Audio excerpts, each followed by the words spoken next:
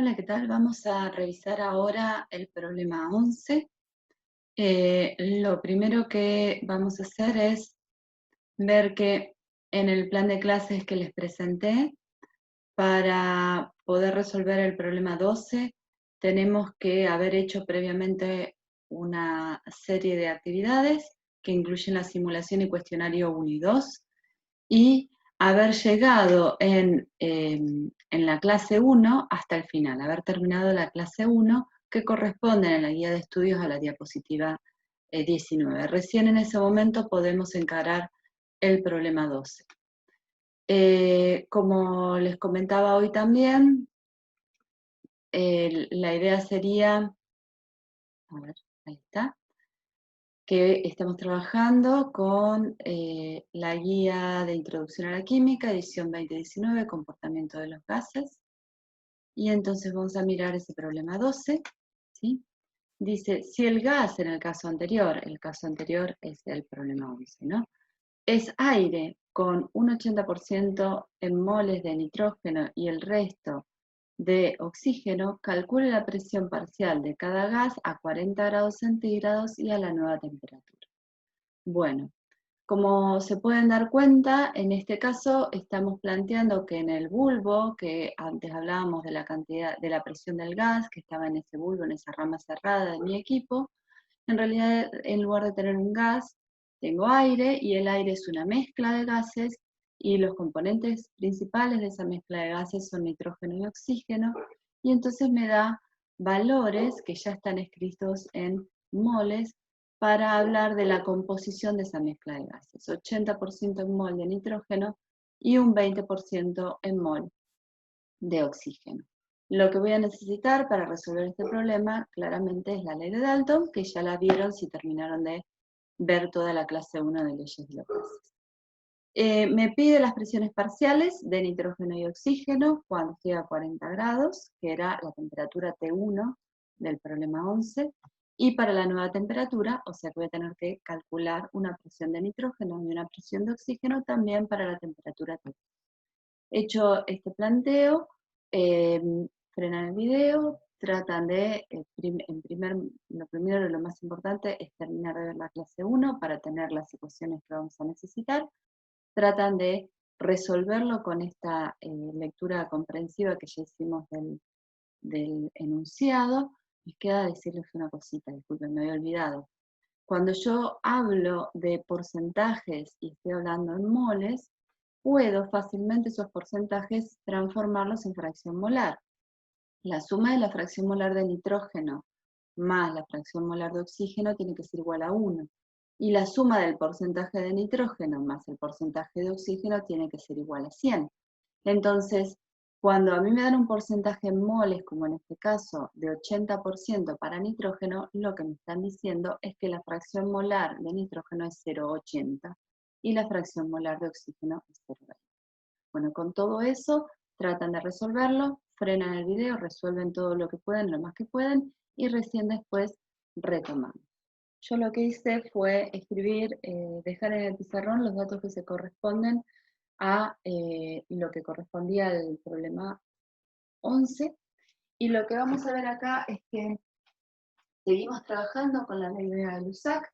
Entonces vamos a trabajar con una cantidad de moles y un volumen que son constantes, y ahora los cálculos que vamos a hacer tienen que ver con esta cantidad de moles constantes. O sea, en los dos experimentos, a la temperatura 1 y temperatura 2, que cada una tiene su presión asociada, sabemos que es siempre la misma cantidad de moles, la misma cantidad de masa, la misma cantidad de gas, la misma cantidad de aire. Entonces, esa fracción molar es válida para dos. O sea que cuando me dicen 80% de nitrógeno, ¿sí?, y 20% de oxígeno, me están hablando de la composición de esos moles, y esto lo voy a poder escribir como que la fracción molar de nitrógeno es igual a 0,80 y la fracción molar de oxígeno es igual a 0,20.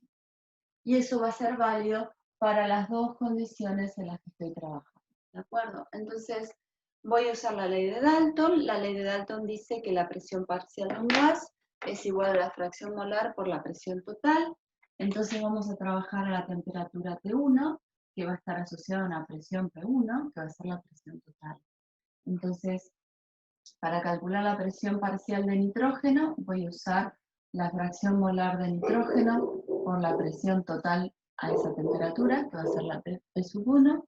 Eso va a ser igual a 0,80, que es un número adimensional, porque es una fracción molar, por la presión 1, que es 855 milímetros de mercurio, y entonces voy a encontrar que la presión parcial para el nitrógeno a 40 grados, que es la temperatura T1, déjame que acá tengo el numerito, es igual a 684 milímetros de mercurio.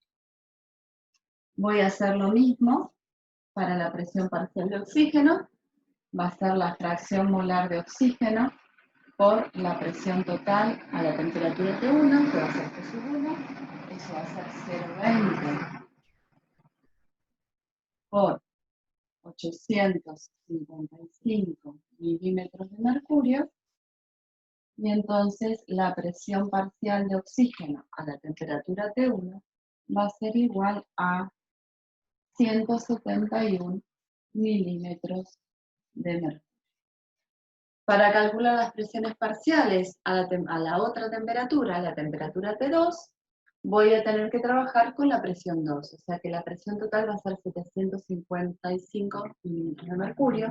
Y entonces, para la presión parcial de nitrógeno a esa nueva temperatura, voy a usar el 0,88, pero acá voy a poner la presión que corresponde a esa nueva situación, que es 755. Voy a cambiar los números directamente sobre lo que tengo escrito. Entonces, vamos a trabajar a la temperatura T2.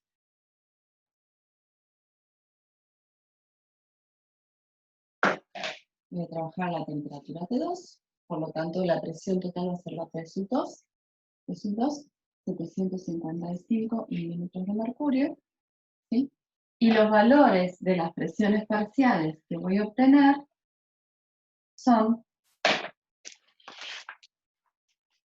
604 milímetros de mercurio para el nitrógeno y 151 milímetros de mercurio para el oxígeno. Fíjense que en ambos casos, al ser el nitrógeno el elemento, el componente más importante o más en mayor cantidad en esa mezcla, es el que va a tener una presión parcial mayor.